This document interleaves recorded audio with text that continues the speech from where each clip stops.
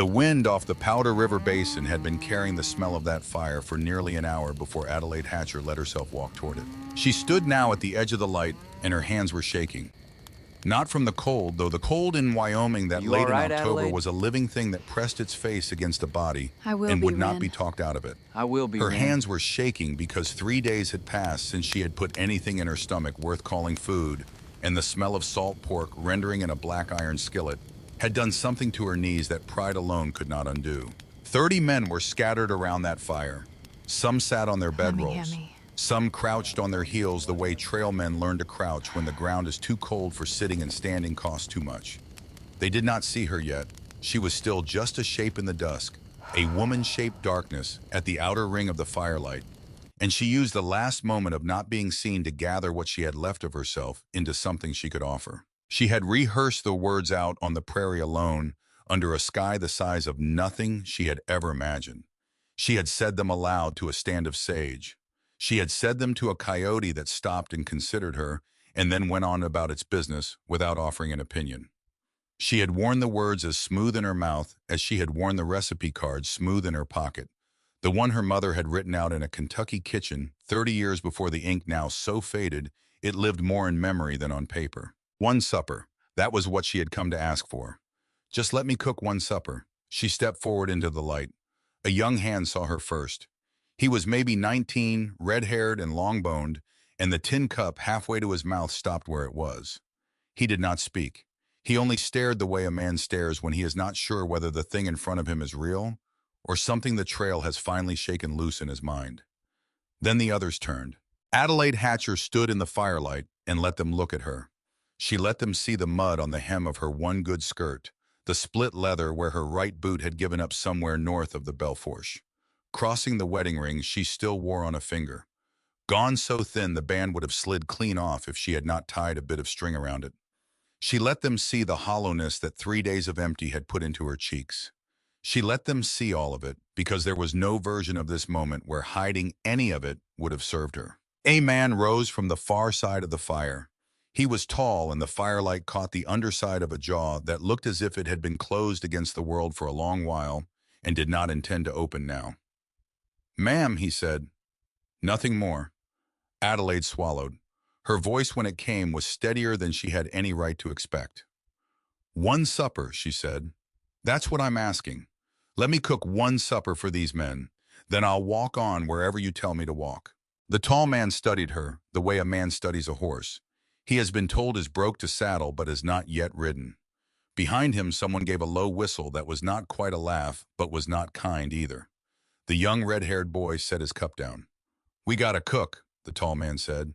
His voice was flat, not cruel, just made of the kind of trail iron that does not bend for weather or for wanting. "Ornery old cuss, but he's ours." She did not flinch. "Then let me cook alongside him. One meal. If it isn't the best thing these men have put in their mouths since they left their mother's tables, I'll walk on tonight and never trouble you again." She heard her own words land in the silence. She heard the fire crack. She heard somewhere behind the tall man a heavy step and a heavier grunt, and then a shape came around the wagon on the far side of the light, and she understood without being told that she was now looking at the cook. I was built like a flour sack that had been given legs against its will. His belly went first, his face followed. He wore an apron so black with grease and rendered fat that it looked more like leather than cloth, and his eyes small under the brim of a hat, gone the color of dust. An older grief took her in from boot to bonnet in one long, slow pass that missed nothing. "Lady," he said, "this ain't Sunday social. This is 30 hungry men and one fire." She held his gaze. She had come too far to look at the ground. "I'm aware," she said quietly. "I buried my husband 3 weeks past with less fire than this to warm his supper the night before he went. I know hungry men. I was married to one for 11 years. Something moved behind the old cook's eyes. He did not answer, but he did not step forward either.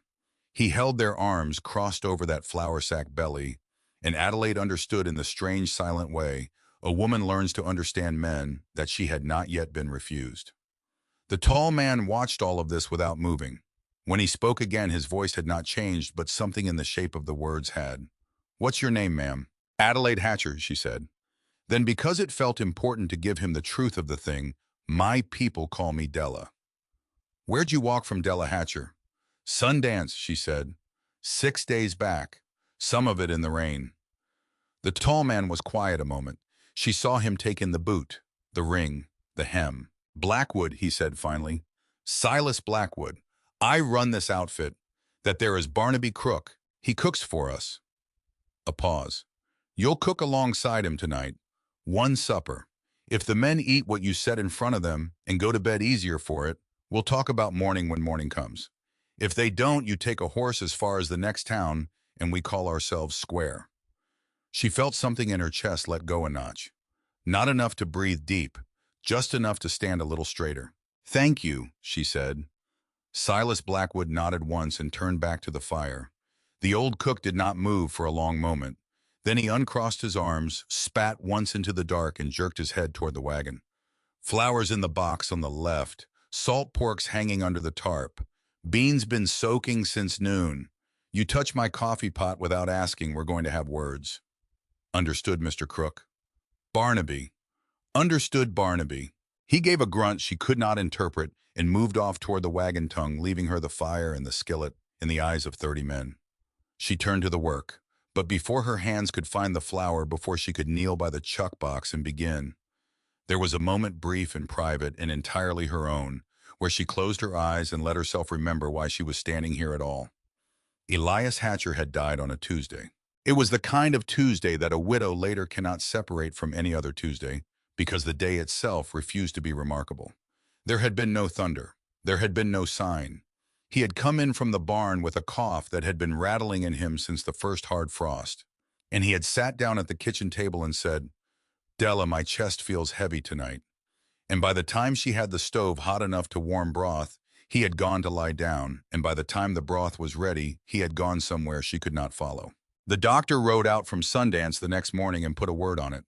Pneumonia, he said in the tone doctors use when they mean the illness had already been the end of it, before anyone knew there was an illness at all. He wrote the word on a piece of paper for the county, and he took his fee in eggs because there was no money in the house that Elias had not already spoken for, and he rode back to town. They buried Elias on ground so hard that it took 2 men and a mule and the better part of a morning to break it open. The wind that day came out of the north like it had a grudge against everything green, and Della stood at the edge of the hole with her hands folded and did not cry because crying was a luxury a woman on a Wyoming homestead in October could not afford. The tears would freeze on her face, and then she would have to warm them off, and there was nothing left in the house to burn but the last of the good pine, and the good pine was for the stove. She cried later. She cried when the man from the Wyoming Cattle and Land Bank came out from Sundance 48 hours after the burial with a ledger under his arm and a mouth that had practiced its lines. His name was Ezekiel Marsh. He wore a wool coat that had never seen a real winter, and he stood in her doorway and did not step inside. And he opened the ledger to a page he had already marked with a slip of red ribbon, and he read her the numbers of her husband's life without ever quite looking her in the face. The note was in Mr. Hatcher's name, he said. The property reverts. You understand, ma'am. There's no claim for you to hold. She had understood. She had understood the way a person understands a door slam from the inside in the dark. She had understood, and she had asked for a week to gather what was hers, and he had given her 4 days and she had used them. She took the tin pot her mother had sent west with her as a wedding gift. She took the wedding ring, which she would not sell for reasons she could not have explained even to herself. She took the recipe card and a small linen pouch of dried herbs she had gathered the summer before, and the good knife and the shawl her sister in Louisville had knitted her the winter she left Kentucky. She took Elias's belt because she could cut it into leather strips if she had to. She took nothing else. On the 4th morning, she walked away from the homestead without looking back, because looking back was another luxury, and she had run out of those. The walk to Silas Blackwood's fire was 6 days. The first day she was still angry, and anger, she discovered, will carry a person a considerable distance without asking for water. The second day, the anger burned down to a low-banked coal, and hunger came in behind it and took the seat that anger had left empty. The third day, she found a handful of dried chokecherries clinging to a bush. The birds had missed, and she ate them slowly one at a time, and she made them last an hour, and she thanked God for them, the way her mother had taught her to thank God for things out loud and without embarrassment, because gratitude spoken aloud is a kind of prayer that the prairie does not judge. The fourth day, she saw a pronghorn antelope in the pale early light, a herd of maybe 40 moving north in a line that seemed to have no beginning and no end. She watched them until they were gone, and she thought that is what free things look like. Then she kept walking. The fifth day, she slept under a sky so wide and so indifferent that she finally understood why the men who lived out here spoke of the heavens the way other men spoke of the Almighty. Something too large to argue with, only to endure. The sixth day, she smelled the fire. She had smelled it for nearly a mile before she saw the light, because the wind was carrying it down along the low ground where a woman on foot might travel unseen. And by the time she was close enough to see the shapes of men moving against the glow, she had stopped 3 times to gather her nerve and had thought about turning aside twice. She had not turned aside. There was nowhere left to turn. Now, with the flour sack open at her knee and the borrowed skillet warming at the edge of the coals, Adelaide Hatcher pushed all of it back into the small closed place inside her, where she kept things she could not afford to feel while her hands were working. She reached into the sack and took out a measure of flour and let it fall through her fingers, and she felt for the coarseness of it, the age of it, the way a good cook reads flour, the way a good rider reads a horse. This flour was old, but not spoiled. It would rise if she gave it a chance. It would rise. She stood up and walked away from the fire. Barnaby Crook watched her go. She could feel him watching. She did not turn around. She walked out past the picketed horses, past the last of the light, and she walked toward the sound of water, because when she had been coming in, she had heard the low, steady voice of a creek off to the west, and she needed to see what grew along it. The creek was called Crazy Woman, though she did not know it yet. She would learn the name later in a story a man named Thad Merriweather would tell her one night about a settler's wife who had gone mad on its banks a generation before, and she would think, of course they called it that. Men in this country name water for whatever most frightens them. For now, it was only a creek running clear over pale stones, catching the last of the day's gray light and holding it up like an offering. Adelaide knelt at the bank without a second thought for her one good skirt, because a skirt could be washed and a supper once ruined could not be unruined. She looked along the low ground where the willows crowded in. She saw them before she was looking for them. Wild ramps, a patch of them the size of a saddle blanket, pale green stalks pushing up stubborn out of the coal-black mud, the last of the season's growth before the freeze took them for good. She knew them by the smell before she knew them by the sight, the sharp, bright onion scent released when her fingers brushed a leaf. It was a Kentucky smell. It was the smell of April mornings when she was a girl, and her mother would send her out at first light to gather what the woods had put up overnight. She dug them out with the good knife, careful of the bulbs. She took only what she needed. Her mother had taught her that too. You do not take a patch bare. You leave enough behind that the patch will still be there when your children walk past it. She washed the mud off in the creek and wrapped the ramps in a corner of her apron and stood up. An old man was standing on the bank behind her. I had come up silent as weather. He was thin as a rail, and his face was seamed like a hillside cut by a lifetime of small rains, and he was watching her the way older men on a trail crew watch anything they suspect might matter. "Ma'am," he said. "Sir. Merriweather, Thaddeus. Boys call me Thad. Blackwood sent me out to see you didn't fall in." That was kind of him. Wasn't kindness. He don't want to have to bury nobody tonight. The old man's mouth did something that in another face might have been a smile. "What you got there?" She showed him. He looked at the ramps a long moment. "Kentucky habit," he said. "How'd you know?" "Man travels enough learns to hear where a voice was born, and them ramps don't grow much west of the Missouri less you know exactly where to kneel." She did not know what to say to that, so she said nothing, which was, she was learning often the right answer with men like Thad Merriweather. He nodded once. He turned and started back toward the fire, and after a moment she followed him. He walked slow the way men in their 60s walk when they have learned that hurry is a young man's illness and rarely worth what it costs. She matched her pace to his. They did not speak the rest of the way in. At the fire, Barnaby Crook was watching the coals. He did not look up when she came into the light. He did not look up when she knelt by the chuck box and set the ramps down on a clean square of canvas. He did not look up when she rolled up her sleeves and began to work the flour, adding water a little at a time, feeling the dough come together under the heel of her palm. But he watched. She could feel him watching. She worked the dough the way her mother had worked dough. Fold, turn, fold, turn. There is no hurry in a biscuit that is going to be worth eating.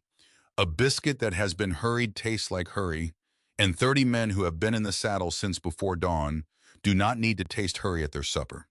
They need to taste patience. They need to taste the particular unhurried care of somebody who thought they were worth the trouble. Her hands remembered. That was the thing about hands.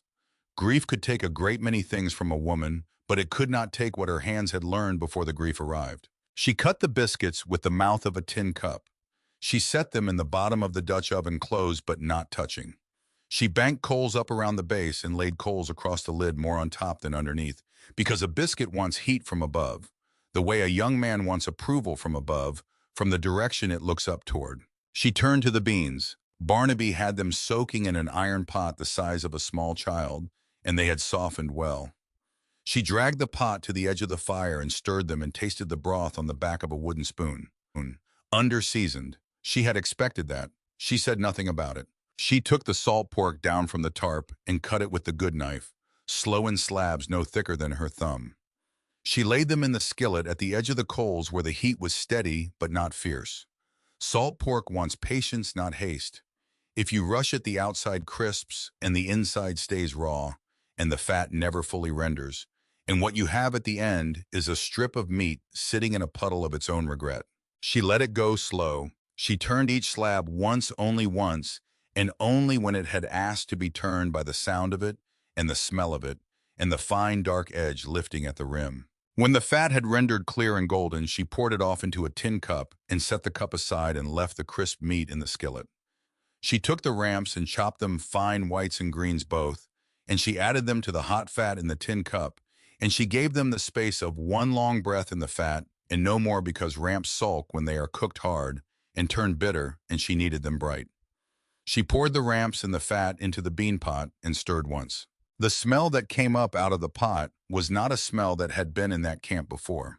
She saw a young hand 2 spots down the fire lift his head like a horse scenting rain. She checked the biscuits by ear. That was the trick her mother had taught her. A biscuit in a good Dutch oven talks to you when it is ready. It gives up a faint low crackle, a settling sound, the sound of dough that has finished the work of becoming bread. She heard it. She lifted the lid. They were pale gold on top, high and round, and crackled fine across the crown, and the steam that came up off them, when she cracked the lid, put a hush around the fire that had not been there a minute before. Word had moved through the camp, the way word moves among men who have nothing else to talk about. A woman was cooking. A widow woman, thin as a fence rail, cooking supper like her life depended on it. Some of the younger hands had drifted close just to look the way boys will drift toward anything unusual, and had stayed because whatever was rising out of that fire was doing something to their insides that plain trail beans had never done. Silas Blackwood watched from the far side. From a distance, he was pretending was disinterest. Barnaby Crook had not moved from where he was standing by the wagon tongue.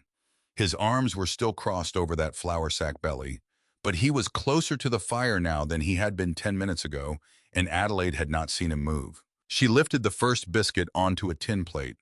She spooned beans beside it, thick with pork and bright with ramp, and she added a slab of the crisped salt pork on top. She stood up with the plate in her hands, and she turned toward the fire. She did not walk to Silas Blackwood. She walked to Barnaby Crook. Because a woman raised on a Kentucky farm knows a great many things that no one thinks to teach her, and one of them is this: if you are going to win a place among strangers, you win the stubbornest heart first, and the rest of them will follow. She held the plate out. Barnaby looked at it. He looked at her. The whole camp went quiet the way a jury goes quiet when the verdict is about to be read aloud. I took the plate. He took a fork off his own belt. He sat down on an upended crate by the wagon, and he did not look at anyone as he did it, and he took a bite. He chewed slow. His face did not change. He chewed slower.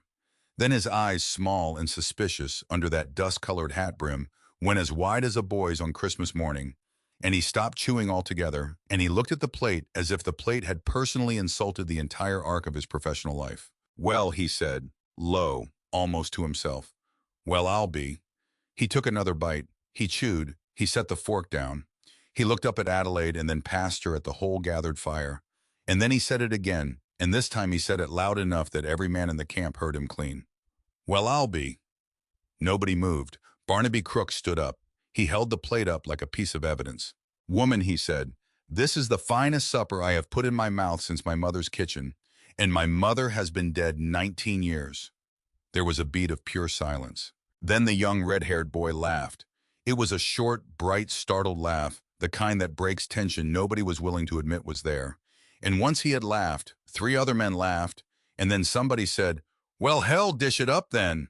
And the line formed itself before Adelaide had time to think about how to form a line. She served. She served until the Dutch oven was empty, and then she served the second batch she had already started the moment the first came out, because her mother had taught her to always have a second batch coming. Always, because a fed man is a grateful man, and a man still waiting is not. The young red-haired boy came back for a 4th biscuit and asked her red to the ears whether there was going to be a 5th. She told him there was, and he took it, and he ate it standing up, and he did not stop grinning. Silas Blackwood ate slow. He ate the way careful men eat, watching her more than the plate. When his plate was clean, he did not ask for a second. He set it aside, and he wiped his mouth with the back of his hand, and he stood up and walked around the fire to where she was standing. You said 1 supper, he said. That's what I said. So tomorrow you go. So I go, she said. She kept her chin level. She had told herself walking in that she would not beg twice. Once had already cost her more than she wanted to count.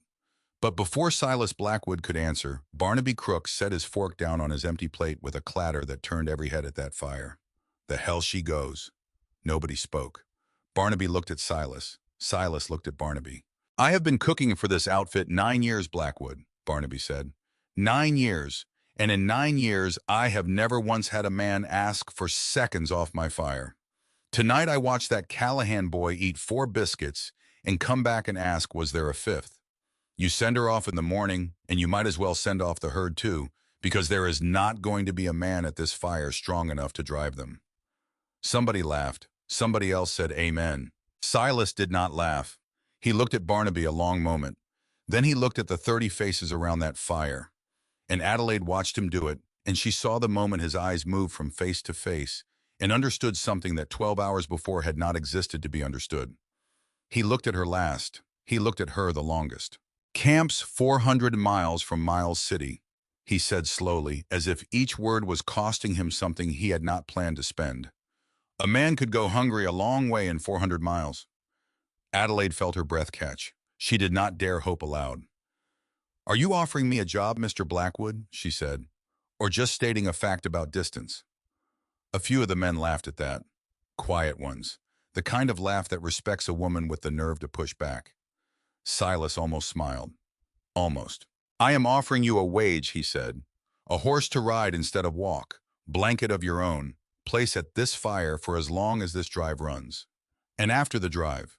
Because a woman who has lost everything learns to ask the question underneath the question. He did not answer right away. The fire cracked. Somewhere a horse stamped in the dark. When he finally spoke, his voice had gone quieter, and she had to lean toward him to hear it clear. After the drive, he said, we will see what a man wants to keep. She held his eyes for the length of a breath. She nodded once. All right, Mr. Blackwood. Silas. All right, Silas. That night, for the first time in 6 weeks, Adelaide Hatcher lay down with a full stomach. She lay under the chuck wagon on a bedroll Thad Merriweather had brought her without being asked, and had set down beside her without a word. She listened to 30 men breathing in the ways men breathe when the day has finally released them. Some snored, some muttered. The young Callahan boy, whose given name she had now heard called across the fire, as Wren laughed once in his sleep at something his dream had told him. She listened to all of it, and she thought about her mother's kitchen, and about her husband's grave, and about the strange winding mercy of a fire that had almost turned her away and had not. Dough does not rush for anyone. It rises in its own time in the dark when nobody is watching. And by morning, it has become something nobody expected. She was asleep before she finished the thought. She did not see from where she lay the last man still awake at the far edge of the camp. I was standing near the picketed horses, and he was smoking a hand-rolled cigarette down to almost nothing, and he was looking not at the fire and not at the herd, but at the shape of the chuck wagon and at what lay sleeping underneath it. His name was Josiah Kettle. Silas had picked him up in Sundance a week before the drive started, when a hand named Powell had broken his collarbone falling off the back porch of a saloon, and a replacement had to be found in a hurry. Kettle had walked into the livery yard with good references from an outfit down in Colorado, a fresh saddle and a smile that made a man want to trust him without asking why. Silas had signed him on the spot. It was the kind of decision a trail boss makes in a hurry and does not remember making until later. Kettle was 35, dark-haired, easy in his shoulders, quick with a joke that never quite crossed into rudeness. He had made himself useful in the first 3 days out of Sundance, in all the small ways that make a new hand liked. He carried water when nobody asked. He sang low when the herd was restless. He remembered every man's name inside a day. He had made himself useful to Adelaide, too, in the few hours since she had joined the outfit. He had carried a bucket for her when Barnaby was still pretending he did not care. He had told her a story about a cook down in the Nueces country who had once fed 40 men on nothing but jackrabbit and cornmeal. He had made her laugh quiet and startled the first real laugh that had gotten past her ribs in weeks. She had liked him. She had not thought there was any reason not to. Now in the dark, Josiah Kettle finished his cigarette and ground it out under the heel of his boot with a care that did not match the way a man usually grinds out a smoke. He looked one more time at the chuck wagon.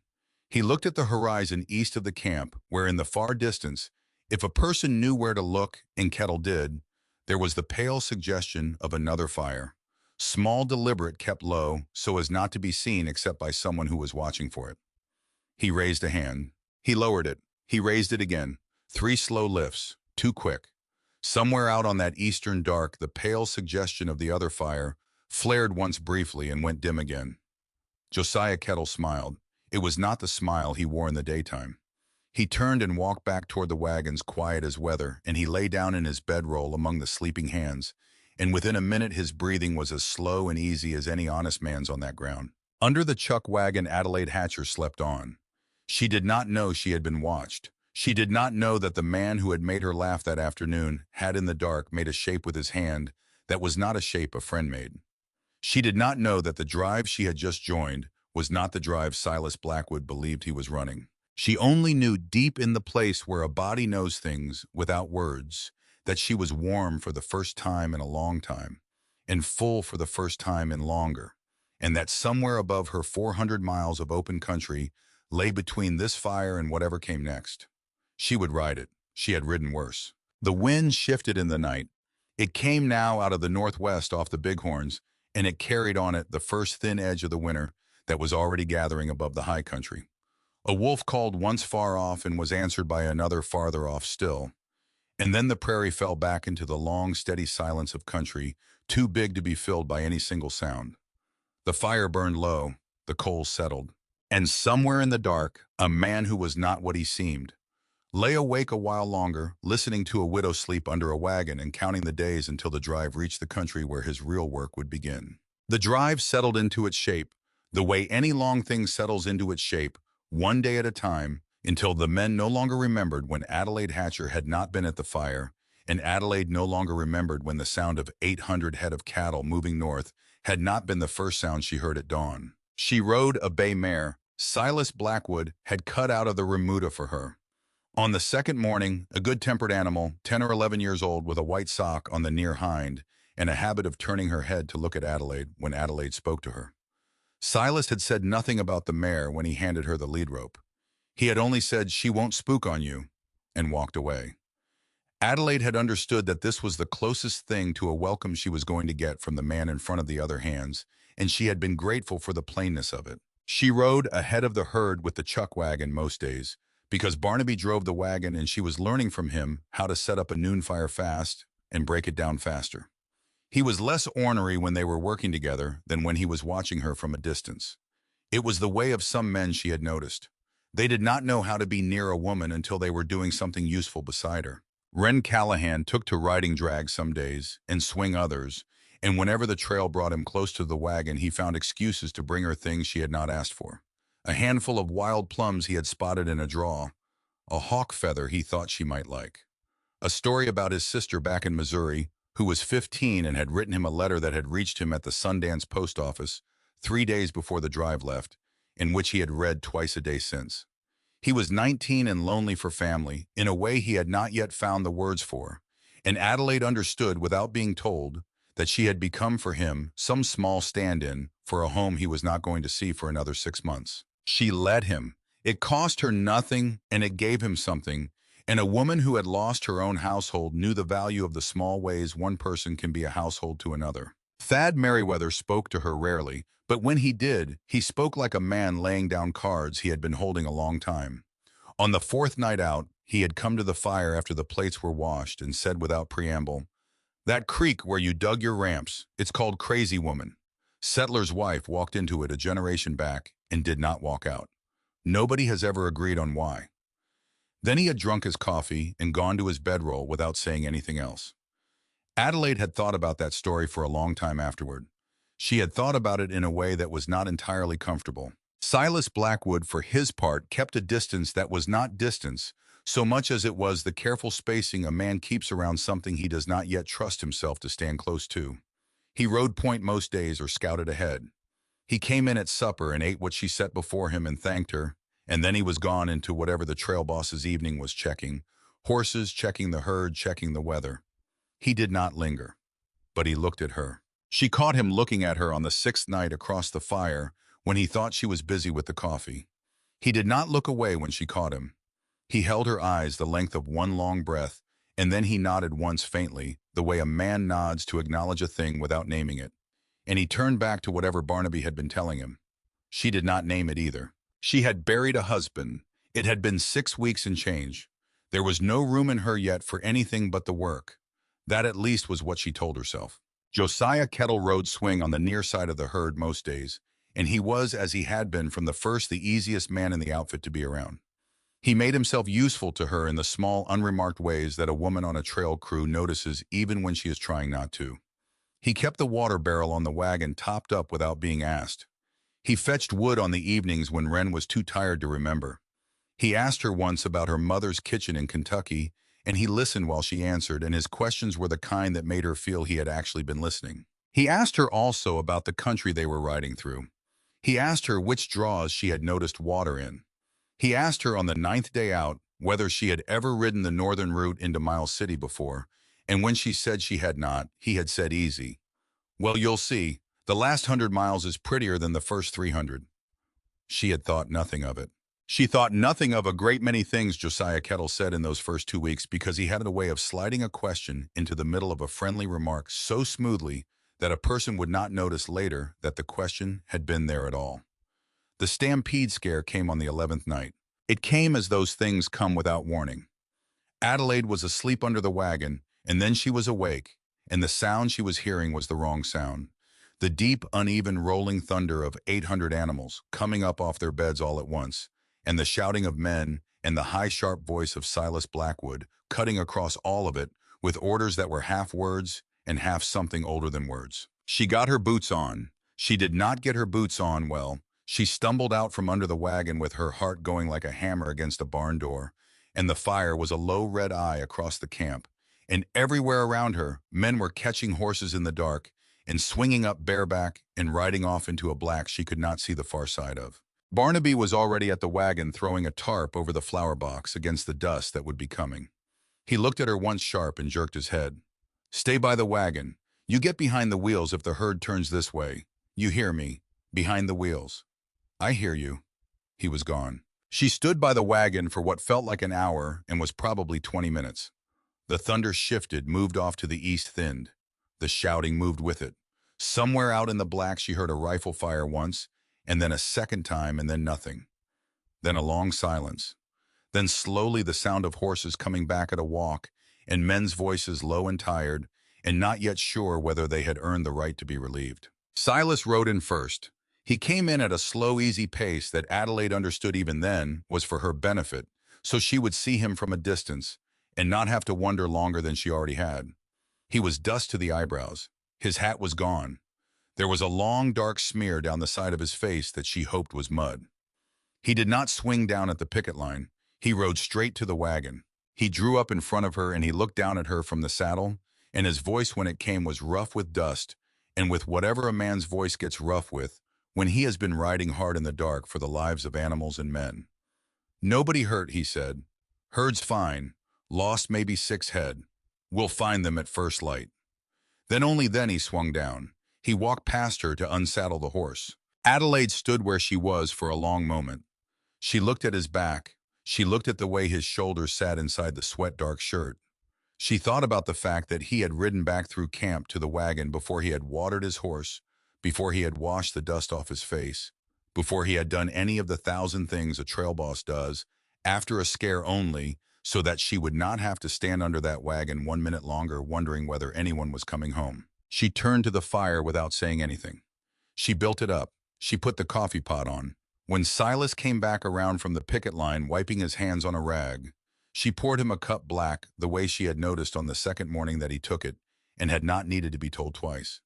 He took the cup. He looked at it. He looked at her. Thank you, Della. You're welcome, Silas. He drank the coffee standing up, and he did not go away.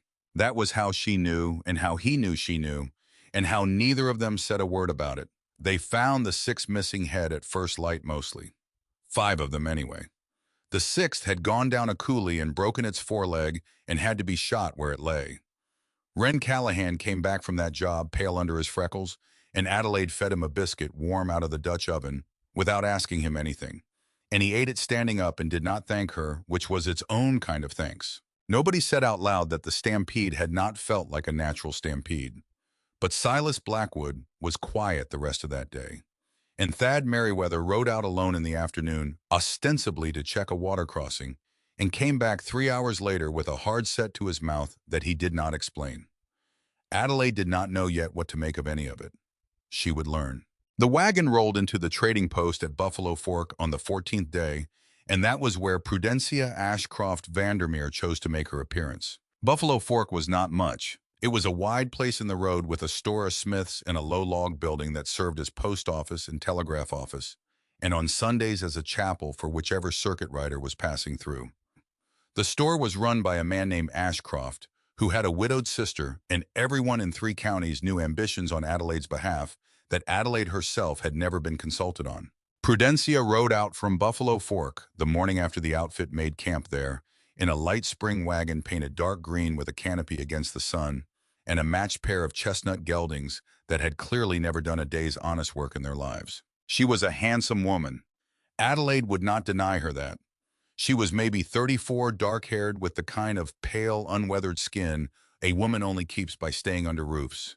And she wore a traveling dress the color of good Bordeaux and a hat with a feather in it that had cost more than Adelaide's entire wardrobe on the best day of her life. Prudencia climbed down from the wagon with the help of a hired boy, and she surveyed the camp the way a woman surveys a parlor she has been asked to redecorate, and her eyes came to rest on Adelaide and stayed there. "You must be the cook," she said. "I am," Adelaide said. "How very quaint." Adelaide did not answer. She had learned years back in Kentucky that when a certain kind of woman used a certain kind of word, the correct response was silence and a slight lift of the chin and a refusal to explain anything. Prudencia's smile did not falter. "I have brought supplies," she said. "My brother felt the outfit might be running low, and I thought I might as a courtesy prepare tonight's supper myself, as a little gift. I have made a peach pie." Barnaby Crook, passing behind her with an armload of firewood, made a small sound in his throat that might have been a cough. He did not look at Adelaide as he passed. Adelaide kept her face still. "That is very kind of you, Miss Ashcroft Vandermeer." "Prue, please." "That is very kind of you, Prue." Silas came around the wagon at that moment, and Adelaide watched him see Prudencia, and she watched his face do the thing it did when he was closing a door inside himself. He greeted her with the careful courtesy a trail boss gives to the sister of any merchant whose store he might need to buy from again. He did not smile. He did not offer her a chair. Prudencia did not seem to notice. Or she noticed and pretended not to. Adelaide could not tell which, and by supper time she had decided it did not matter. The pie was not good. The pie was in fact the worst pie Adelaide had seen come out of any oven in her adult life. The crust on top was black at the edges and raw in the middle. The peaches, which had been perfectly good. Peaches, when Prudencia opened the jar had been cooked into a gray, unhappy sludge that pooled in the bottom of the tin as if trying to escape the crust above it. The whole thing smelled faintly of scorched sugar and misplaced ambition. Prudencia set it out on a clean cloth on the tailgate of the chuck wagon, with the air of a woman who had done a favor for kings. The men lined up. They took their slices with the wary politeness of men who have been raised to be polite to women, whether or not the women deserve it. Ren Callahan was third in line. He took his slice and he sat down on his usual crate, and he took a bite, and his whole face did something Adelaide had never seen a face do before. It was as if the muscles were trying to decide in real time whether they were allowed to make the expression they wanted to make. He looked up at Prudencia, and his mouth opened before his brain caught up with it. "Ma'am," he said, "did you maybe cook this twice?" There was a silence that went on for about 2 heartbeats. Then Barnaby Crook laughed. It was the first outright laugh Adelaide had ever heard out of him, and it came up out of that flour sack belly like something that had been buried a long time. And once it started, it did not stop for a while. 2 other hands joined in. Thad Merriweather smiled, and on that face a smile was practically applause. Prudencia's face went the color of the coals under the pie tin. She left within the hour. She did not stay for coffee. She did not say goodbye to Silas, who was in any case suddenly very busy on the far side of the herd. Adelaide watched the green wagon roll back toward Buffalo Fork in the long light of the afternoon, and she felt no satisfaction in it. That surprised her a little. She had expected to feel some. Instead, she only felt tired and a little sorry for a woman who had come out onto a trail she did not understand, carrying a pie she could not bake, trying to buy something with it that was not for sale. Silas came to her that evening. He came quiet as he did most things. That wasn't right what she said. Which part? All of it. The quaint, the rest. I've been called worse. Not on my drive you haven't. She looked up at him. He was standing with his hat in his hand, and the fire was catching the side of his face, and she saw for the first time clearly that this was a man who had decided something. "Silas," she said, but she did not know what she meant to say after it, and he did not press her, and after a moment he put his hat back on and walked away. That night she lay awake a long time under the wagon listening to the wind change. It was coming out of the northwest again, and it had the taste of something on it. The storm came in on the 17th day. It came in fast, which was the way the fall storms came in, that country out of the bighorns and down across the open prairie with nothing to slow them. The sky went gray at mid-morning, and by noon it was the color of wet slate, and by 2 in the afternoon the first hail was coming down in stones the size of pea gravel, and by dark the rain and the sleet had settled in for what everyone at the fire understood, without saying it was going to be a long stay. There was no dry wood. That was the hard truth of it. There was no dry wood within a mile of camp because the storm had soaked everything within an hour of arriving, and there was no way to send a man out looking without losing him to the wet. Barnaby had a small store of split kindling in an oiled canvas sack under the wagon, and he had a jug of coal oil, and between them they got a fire started the first evening. But it was a small fire, and the wind kept killing it back down to almost nothing every few minutes. And Adelaide understood that if she did not do something, 30 men were going to eat cold biscuit and jerked meat for the next 2 days, and 30 men eating cold biscuit and jerked meat in a cold rain for 2 days was not 30 men who were going to reach Miles City with anything left in them. She rigged a tarp. She rigged it low over the fire using the chuck wagon on one side and a pair of picket poles on the other, and she stood under it in the wet, and she cooked. She cooked all evening and half the night. She cooked biscuits in the Dutch oven with coals she coaxed back to life, one handful at a time. She rendered the last of the salt pork and made a hot fat gravy the men could pour over anything. She heated beans, and she heated coffee, and she heated water for the men to warm their hands around when there was nothing else warm to be had. Her hands went numb by the second hour. She kept working. She could not feel the dough by the third hour, and she began working it by sight and by memory, folding and turning and folding again, the way her mother had taught her the winter the roof leaked, and her mother had cooked all Christmas week with wet hair and had not complained once. Men came to the tarp in 2s and 3s out of their soaked bedrolls, and they took the hot plates from her hands, and they did not most of them say anything. There is a kind of tired that goes past words. But she saw the way they held the plates. She saw the way a hard-weathered man will close his hands around a hot tin plate on a cold night as if the plate were something holy. Silas came in near midnight streaming water. He looked at her under the tarp. He looked at her red raw hands. He did not say anything for a long moment. Then he took his coat off and he draped it over her shoulders, and he took the wooden spoon out of her hand and stirred the beans himself while she stood there under his coat with the smell of him around her. And she did not know what to do with any of it, so she did nothing. And after a minute, she took the spoon back, and he let her. The rain stopped on the second morning. The sky broke open in a hard, clean blue, and the sun came up on a camp that looked like something the world had chewed and not quite swallowed, and Adelaide got her fire built up big and hot for the first proper meal in 48 hours. Grown men, hard-weathered, trail-worn men, went quiet with something close to reverence over plates of beans and bread that morning. Nobody said thank you. Nobody had to. Wren Callahan was heard on the afternoon of the 20th day. I was working a bull out of a stand of willows along a slough where the animal had gotten itself half mired, and the bull did not care to be worked out, and it went for him. He got half turned in the saddle when it came at him, which was probably what saved his life, because it meant the horn took him in the outside of the thigh instead of the belly. But it took him deep. It ripped through canvas trousers and through skin and into muscle, and it opened a gash from the top of his hip down to just above the knee that started bleeding the way a bad thigh wound bleeds, which is to say, freely and steadily, and with no sign of stopping on its own. They got him back to camp in the wagon. Barnaby had already sent a man riding hard for the doctor at Broken Bow, which was 40 miles east, and the man would not be back before morning at the earliest, if at all. And Wren Callahan did not have until morning. Adelaide saw that the moment they laid him down on a canvas by the fire and cut his trouser leg open with the good knife. He was already gray under the freckles. She knelt beside him. Wren, look at me. He looked at her. His eyes were wide and going glassy at the edges. I need you to lie still. I need you to trust me. Can you do that? He nodded once. She went to her bedroll. She came back with the small linen pouch of dried herbs she had carried with her out of the Sundance house. The one thing besides the wedding ring and the recipe card that she had refused to leave behind. She opened it on the canvas beside him. She took out the dried yarrow. She took out the willow bark. She took out a folded square of clean linen and the good knife and the small bone needle and the length of gut thread her mother had shown her how to boil clean the summer. Adelaide was 15 and her brother had opened his forearm on a barn nail. Barnaby was standing over her. Woman, what are you doing? What needs doing? You are not a doctor. No, she said, I am not. But the doctor is 40 miles away, and this boy has maybe 2 hours in him at the rate he is bleeding, and if we wait for a doctor, we will be burying him at sundown. So step back, Barnaby, or step in and help, but do not stand over me.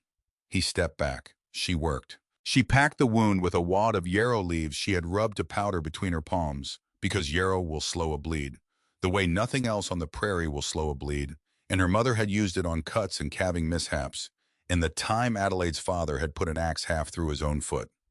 She waited a slow full minute for the yarrow to take. She could feel Wren's pulse under her fingers at the crease of his groin, and she counted it, and it slowed, and then it steadied. She threaded the bone needle with the boiled gut. She had washed it 3 times in the last of the hot coffee, because coffee, her mother had once told her, was as clean as most water and more reliably hot. She stitched. She stitched slow and careful, and even the way she had once stitched samplers as a girl and had never known that the small, quiet skill of an even stitch was preparing her for anything at all beyond a Kentucky parlor wall. She closed the wound 1 small bite of needle at a time. She talked to Wren while she worked low and steady about nothing in particular about the sister in Missouri and the hawk feather he had brought her the week before, and the fact that his mother, wherever she was, would be very proud of him for being brave. He passed out about halfway through.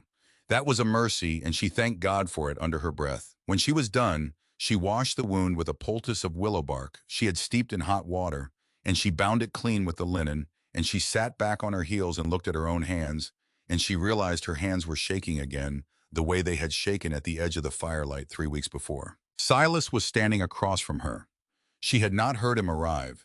He was looking at her the way a man looks at something he did not know existed until that moment. The doctor arrived at first light. He looked at the wound. He looked at the stitching. He looked at Adelaide. Ma'am, he said, I could not have done that better myself. And I have been doing this since Antietam. He rode back to Broken Bow that afternoon. He would not take payment. He said the ride had been worth it just to see the stitching.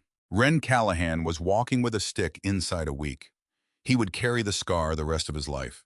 He would show it, once he was old enough to have grandchildren, to any grandchild who asked, And he would tell them about the widow at the chuck wagon fire and how she had put him back together on a canvas in the middle of the Powder River country when he was 19 years old. But that came later. What came now on the evening of the 20th day was a shift in the way the men of that outfit looked at Adelaide Hatcher. It was not gratitude. Gratitude would have been simpler. It was something closer to reverence, and reverence sat uncomfortable on men who had been raised to give reverence only to God, and their mothers, and in a certain kind of church, the flag. They did not know what to do with it, so they did what men do when they do not know what to do. They said less. They tipped their hats when they passed her. They gave her the largest share of the coffee without being asked. She noticed. She did not comment. She was too tired to comment. And underneath the tiredness, there was something else, a slow, steady understanding that had been building since the storm and had crystallized over the boy on the canvas.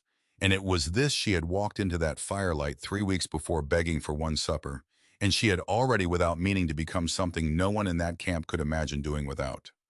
That understanding should have felt like safety. It did not. Because on the evening of the 21st day, sitting alone by the wagon peeling potatoes for the morning, she happened to look up and see Josiah Kettle walking back into camp from the east, from a direction that had no reason to have him coming from it, and his boots were dark to the ankle with a mud she recognized. It was the red mud from Rattlesnake Draw.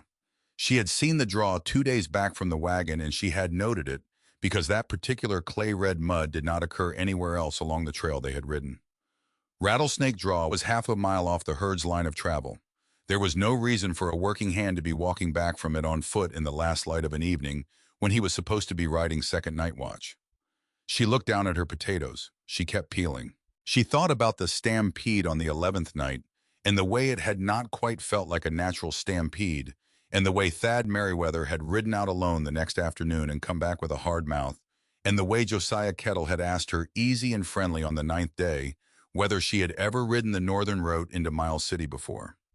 She thought about the way he had asked which draws she had noticed water in. She thought about the small suggestion of another fire far to the east that she had glimpsed once on her second night in camp when she had gotten up to relieve herself and had seen it out of the corner of her eye and had thought at the time it must be a homestead and had gone back to sleep. She kept peeling potatoes.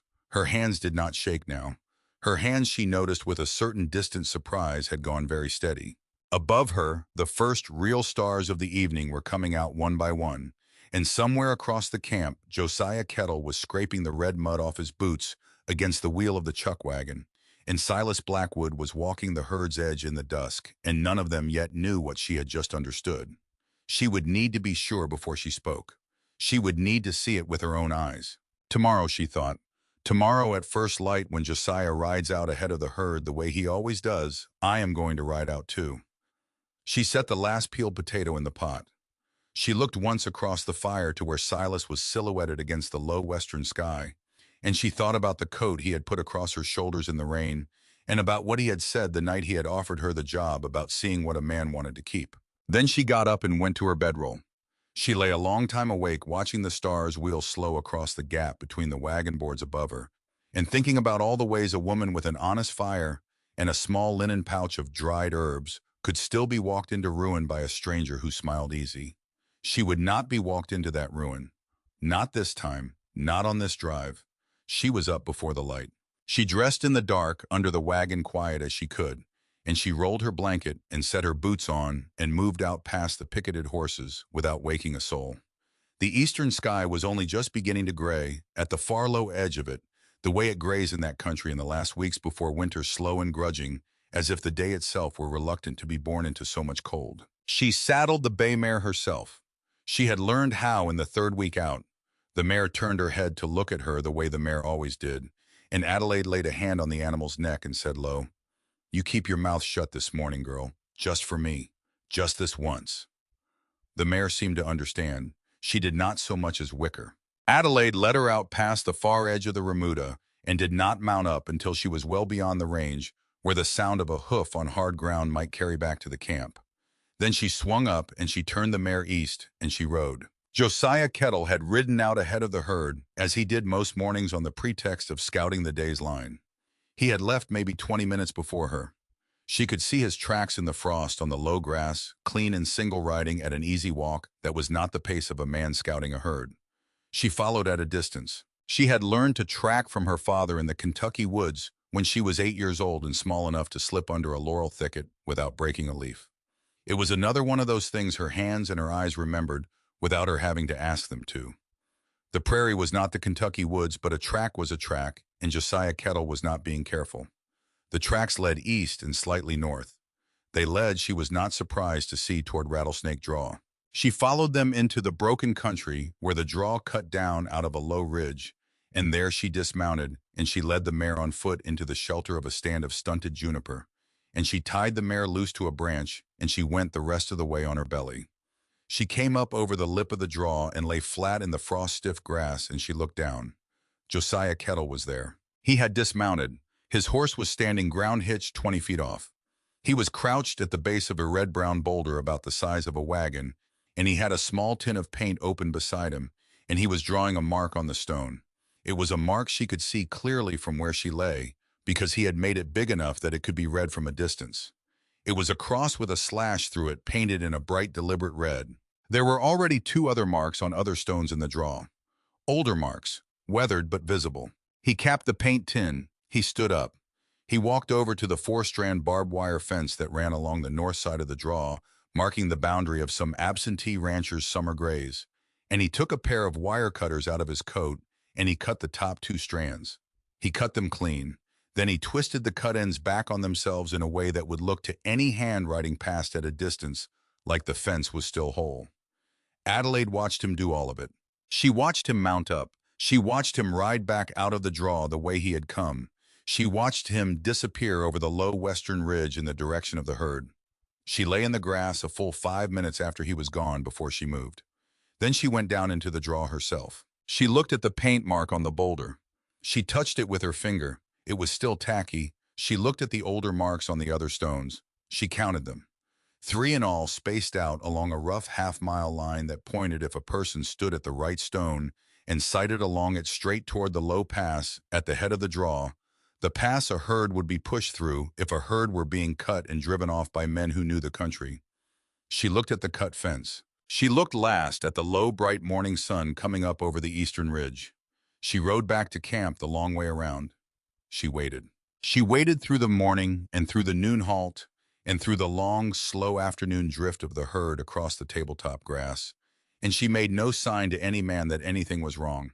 She served the noon meal. She smiled at Wren, who was walking now without a stick and had insisted on riding drag again despite Barnaby's cussing. She poured Silas his coffee at supper black the way he took it. She did not speak to Silas until the men had turned in. She waited until Barnaby had gone to his bedroll, and until the fire had burned down to the low red heart of it, and until Silas was the last man up, standing at the edge of the light with his second cup of coffee, watching the herd bed down. She walked over to him. "Silas." He turned. "Della." She spoke low. She spoke the way a woman speaks when the words are heavy and she has been carrying them all day. "Josiah Kettle is not what he says he is." She saw his face change. Not much. Only a small tightening at the corner of the eye. But she saw it. "Tell me," she told him. She told him about the red mud on the boots, about the questions on the 9th day, about the small suggestion of another fire she had seen on her second night in camp, about the stampede on the 11th night that had not quite felt like a stampede, about the track she had followed at first light, about the paint marks on the stones, about the cut fence, about the pass at the head of the draw. She told him all of it in one long, steady stream, without hurry, without any color in her voice, the way a woman tells a thing when she has already thought it through to the end and does not need the man in front of her to help her arrive at what it means. Silas listened without interrupting. When she was done, he was quiet a long time. He looked into his coffee. He looked out at the herd. He looked at last at her. "How sure are you?" "As sure as I have been of anything since I buried my husband." He nodded once slow. "He is riding for the Coulter brothers," he said, "or somebody like them. There is a band up in the Badlands north of here that has been cutting drives for 2 seasons now. I have heard the name. I did not think they had gotten this far south. They have somebody inside every drive that goes north through this country, don't they?" "Yes, that is how they do it. That is why the ones that hit last spring got clean away with 300 head." She let that sit between them. "What do we do?" she said. He did not answer at once.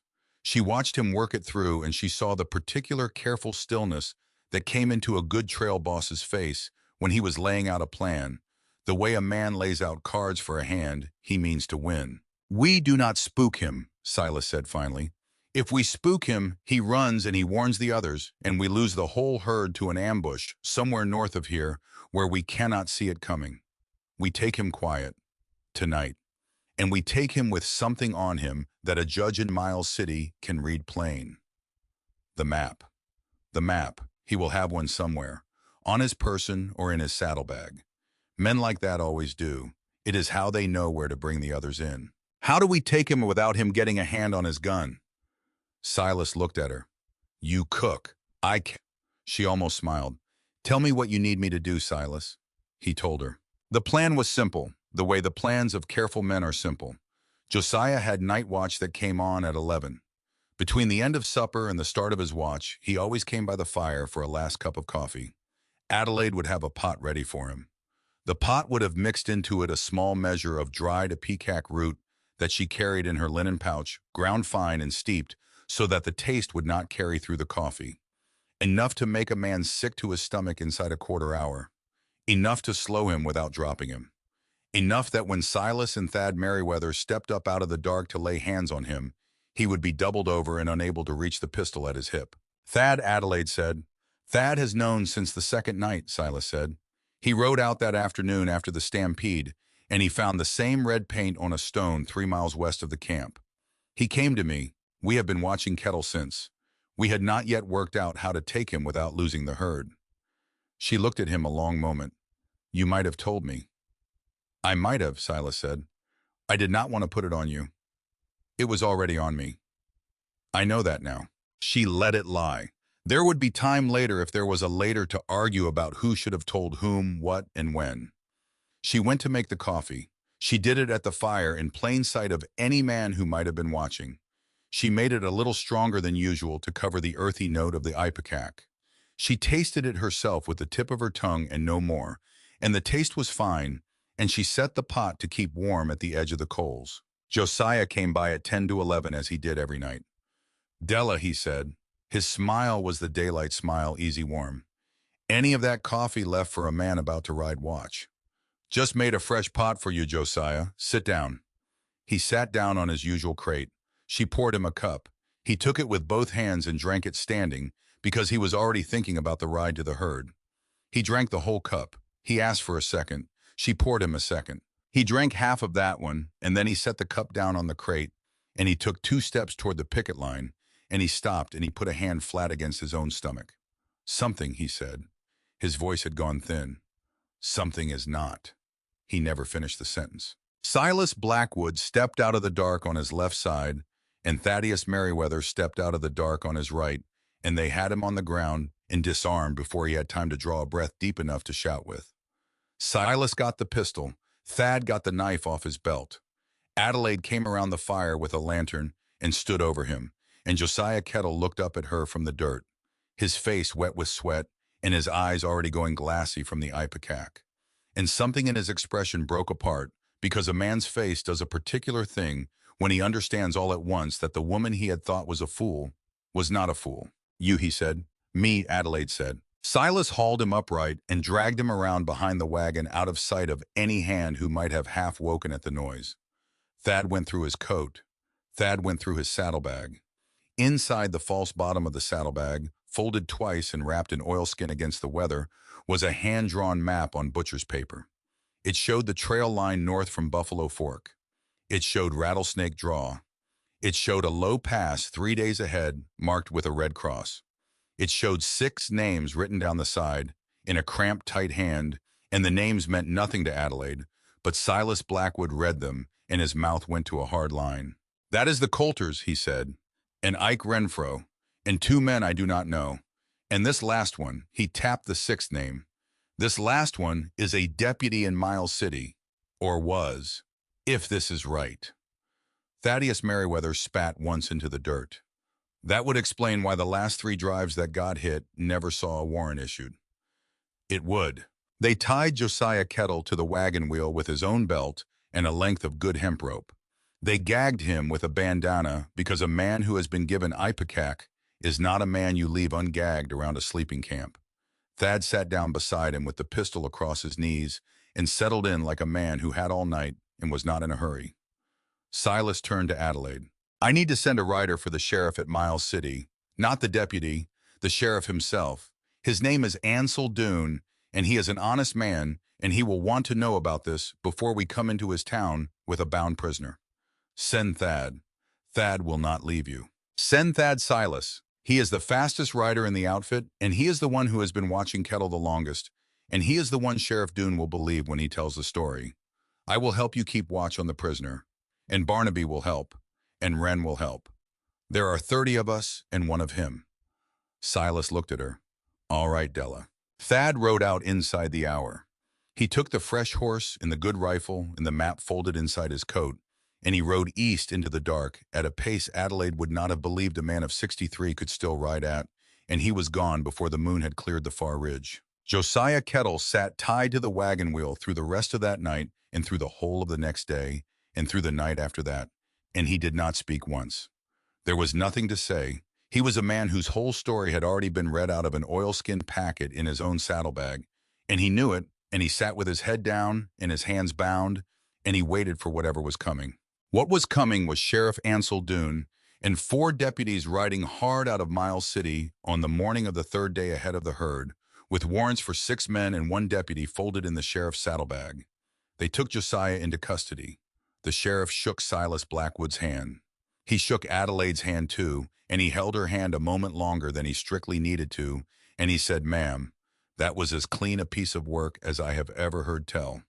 You have my thanks. You have this whole county's thanks whether they know it yet or not." By nightfall, the Coulter brothers had been taken at a line camp 40 miles north, and Ike Renfro had been taken at a saloon in Miles City, and the deputy whose name was on the 6th line of the map had gone missing, though everyone who knew him assumed he was somewhere on the road to Deadwood by then and would not be coming back. The herd came into sight of Miles City on the morning of the 28th day. The smoke of the town went up white and thin against the pale winter sky. The rail line ran along the low ground north of the river, and the cattle pens stretched out along it, and beyond the pens, the town itself sat on its low bluff plain and unbeautiful and full of the ordinary noise. A railhead town made in the last weeks before the winter shut it down for the season. Word had reached Miles City ahead of the outfit. Word had reached it faster than the herd carried by the sheriff and his deputies, and by the men who had ridden home to their families after helping with the arrests. Word about the widow at the chuck wagon fire. Word about the ipecac in the coffee. Word about the woman who had sewn up young Wren Callahan's leg on a canvas by the fire when the doctor was 40 miles away. Word about a woman traveling with 30 men, unmarried, unchaperoned, for 400 miles across the Wyoming grass. There is always word about that. Hortense Beauregard was waiting for them at the edge of town. She had come out with 2 other women of the town's leading circle, and she stood in the middle of the wagon road with her arms crossed over the front of a heavy black coat, and she watched the herd come in with a face that had already made up its mind about what it was seeing. Adelaide saw her from a quarter-mile off. She saw her, and she felt the old familiar shrinking start in her chest, the instinct to make herself smaller so the accusation would have less of her, to land on the instinct she had learned at the door of the Wyoming Cattle and Land Bank 6 weeks and a lifetime ago. She braced for it. Silas rode up beside her. He had been on point. He drew his horse in alongside the chuck wagon, and he looked once at Hortense Beauregard in the road ahead, and he looked once at Adelaide on the wagon seat, and he did not say anything. He did not need to. Barnaby Crook, driving the wagon, made a small sound in his throat. "That woman," he said, "has been waiting for a target since her husband died. Do not give her one Della." "I do not plan to." They came up to her at a walk. Silas raised a hand, and the herd behind them slowed, and the point riders held the front animals back. The whole outfit came to a stop in the road, 30 men on horseback in 1 wagon and 800 head of cattle, and the only sound was the wind off the Yellowstone River and the low, patient breathing of the herd. Hortense Beauregard stepped forward. She addressed the wagon. She addressed Adelaide directly, loud enough that half the street behind her would hear it. Loud enough that word of what was said would be in every parlor in Miles City by supper time. "We do not allow that sort of arrangement to stay under respectable roofs in this town." The words landed. Adelaide felt them land. "A widow woman," Hortense went on, cooking for 30 men, sleeping among them for the better part of a month. I know what that looks like. I will not have it looked at in Miles City. My boarding house is full for the winter. I will thank you to go on to the next town. The silence that followed was the silence a fire falls into when a log has just given way and everyone at the fire is watching to see which way the sparks will go.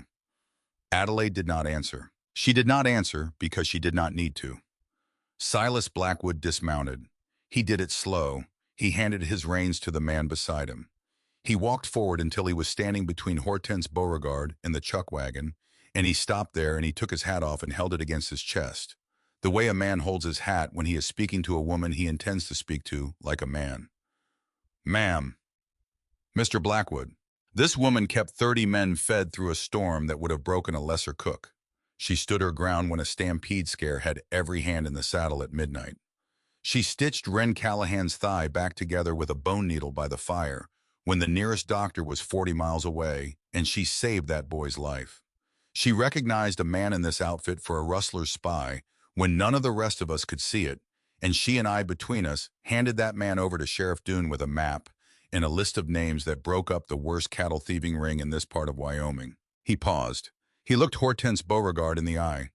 I would take her judgment of a man's character over this whole town's judgment of a woman's, ma'am. And I would stake my herd on it. In fact, I already have. Barnaby Crook climbed down off the wagon. He stood next to Silas. Best cook I ever worked under, he said. And I have worked under 6. Wren Callahan swung down off his horse. He was still favoring the leg. He took 2 steps forward and stood next to Barnaby. She saved my leg, ma'am. Doctor said so himself. Said he could not have done it better. It was Pruitt, the older hand who had watched her knead dough on the first night and had said she handled it like it owed her something, stepped up next. She never once complained, in a reign that would have broke lesser women. Then one by one, without a word being spoken to prompt them, the rest came. They came off their horses and they walked forward, and they stood in a line beside Silas and Barnaby and Wren and Cyrus.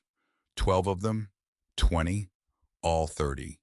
They stood shoulder to shoulder in the wagon road between Adelaide and Hortense Beauregard, and they did not say anything else because everything that needed saying had been said.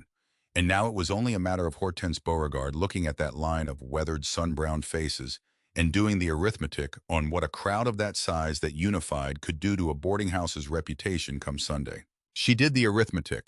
She was not a stupid woman.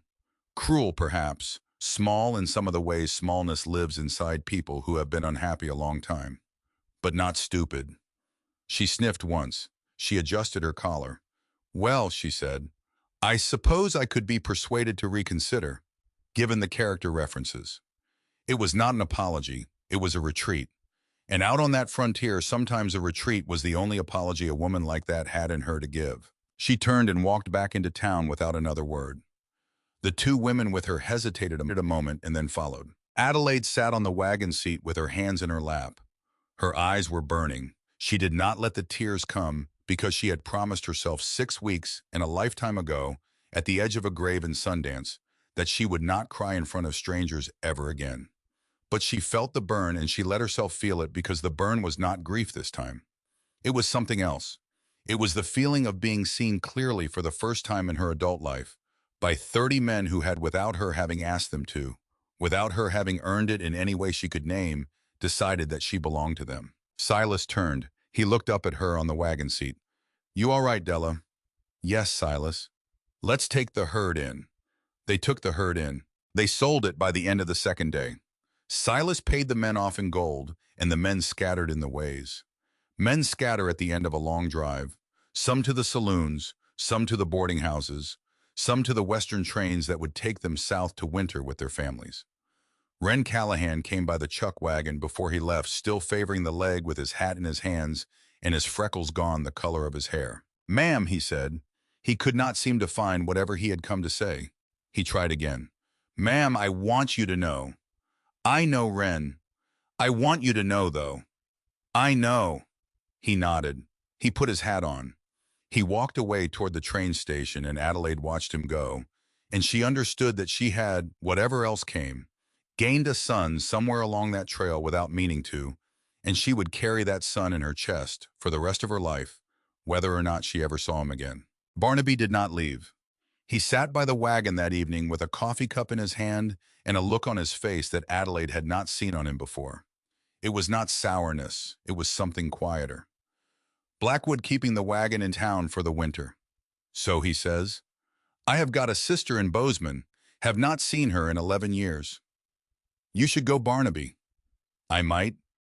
He drank his coffee. He looked at the fire. He is going to ask you to go with him. You know that. I know it. You going to say yes? She did not answer for a moment. I do not know yet. Yes, you do. She almost smiled at him. Perhaps I do, Barnaby. He grunted. That night, the last night, the wagon fire would burn as a trail fire and not as anything else. Silas Blackwood came and sat down beside her. He did not sit close. He sat at the careful distance of a man who was still not sure what he was allowed. Barnaby had made himself scarce. Thaddeus Merriweather, who had come back into camp with the sheriff and had stayed on for the ride into Miles City, was standing at the edge of the light with his back to them, pretending to be very interested in the horses. Silas turned his coffee cup in his hands. Drive is done, Della. I know it is. Men are paid. Herd is sold. I have got 2 days of business left in this town, and then I am riding for a spread 2 days west of here. I know that too. He was quiet a moment.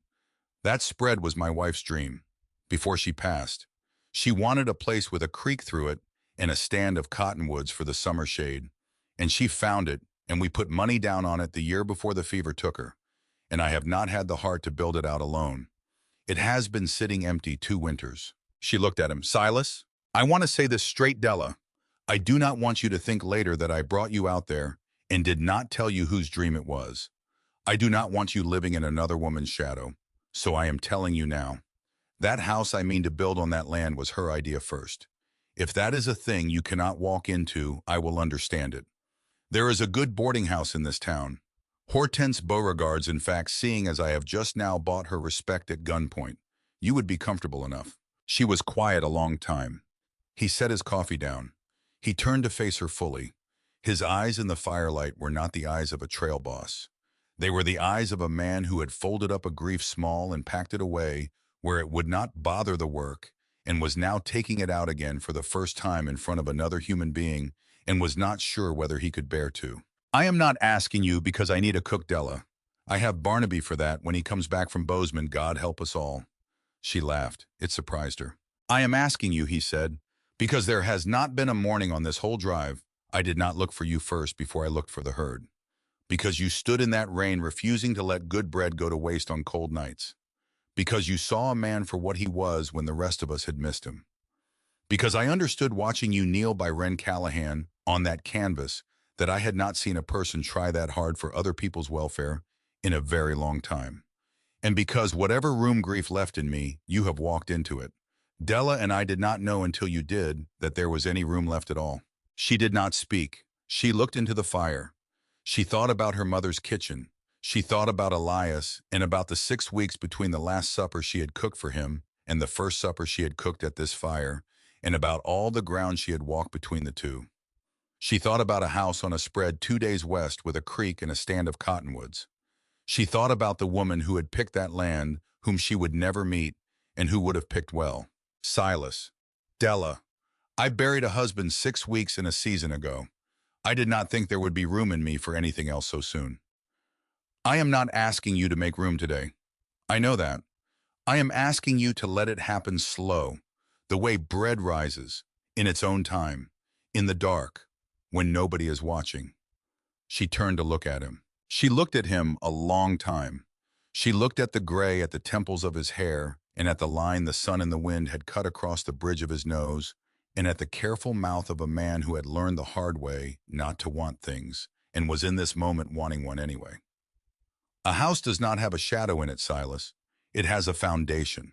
Somebody laid that foundation before I ever walked up to it. That does not make it hers now. That makes it what we build on top of it. He did not answer. He did not seem for a moment to be able to. I will come with you, she said. Not because I have nowhere else to go. I have somewhere else to go. Hortense Beauregard's boarding house apparently is open to me now. I will come with you because I want to. She held his eyes. Freely. His mouth moved. He got hold of it. He nodded once and he looked down into his coffee cup, and Adelaide understood that this was a man who had not been given a good thing in 2 years and was not going to embarrass either of them by saying too much at the moment of being given one. She did not need him to say more. They sat in silence for a long while after that, side by side on the crate, and the fire burned low, and somewhere behind them, Barnaby was arguing with Wren about the biscuits from the last supper of the drive. Wren Callahan, Barnaby was saying, I do not care what you say. I do not care what any man of this outfit says. There has never been a biscuit that come off any fire in the Powder River country like the one she pulled out of that Dutch oven tonight. Not in 9 years, not in 19, not in the whole time I have been drawing breath on this continent. Barnaby, I ate 5 of them, Wren said. You do not have to tell me. I ate 5. I am not telling you. I am telling posterity. Posterity ought to hear this. There is no posterity out here, Barnaby. There is you and me and a coffee pot. Posterity is listening, Callahan. Posterity is always listening. And posterity is going to remember that on the 28th night of the drive from Sundance to Miles City in the fall of 1883. Adelaide Hatcher put 5 biscuits into the belly of Wren Callahan, and Wren Callahan asked for a 6th, and there was not one. There was a 6th. I ate that too. Then there was a 7th, and there was not. Do not argue with an old man about biscuits, boy. You will not win it. Adelaide, sitting by the fire with Silas Blackwood, heard all of it, and she smiled without meaning to. Across the fire, standing with his back turned, Thaddeus Merriweather smiled too. She saw it. It was the first time in 28 days that she had seen his face do anything of the kind. It was a small smile, careful and slow, like a smile that had come a very long way to arrive at his face, and had almost not made it, and was pleased with itself for having made the trip. She did not point it out to him. She let him have it. The fire settled. The coals shifted low. Somewhere out beyond the town, a train whistle sounded long and thin against the winter sky, carrying south to whatever the night was doing farther on. Adelaide Hatcher sat by the last fire of a drive she had begged her way onto 6 weeks before, on a night when she had been shaking in the dark for want of one supper. And she understood, without needing to say it out loud, that the woman who had stood shaking at the edge of that firelight was not the woman sitting here now and never would be again. She had not become that new woman because Silas Blackwood had chosen her.